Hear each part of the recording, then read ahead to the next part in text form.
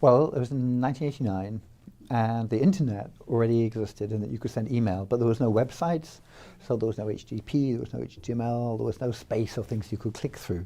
And it began because I was frustrated it didn't exist. I imagined a system where you could just click from one to the other, and that was so compelling that I decided that I wanted to build it. I'm proud of the spirit of collaboration, which was the last 25 years. You know, it wasn't just me. I had the idea, right? I invented it.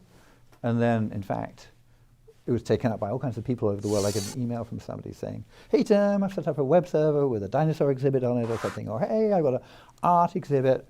And these people, you know, I didn't know them. And they all collaborate together, we have the World Wide Web Consortium, where people come, companies come, they're trying to make the technology better, trying to make it a better basis for designing really cool websites.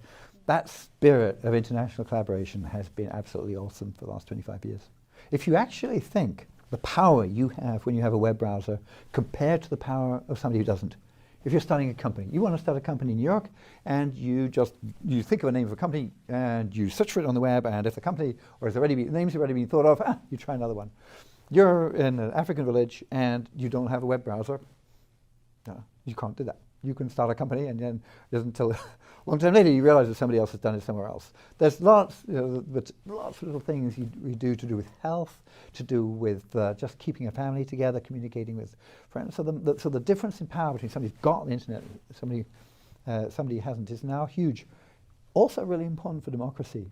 If you are not connected to the internet, how is your voice going to be heard? How are you going to make sure that the values which you think are important are being represented by all the governments out there? It's 25 years on. We need to think about the next 25 years and make sure that we establish the principles that the web's being based on. Principles of openness, principles of privacy, principles of not being censored, for example.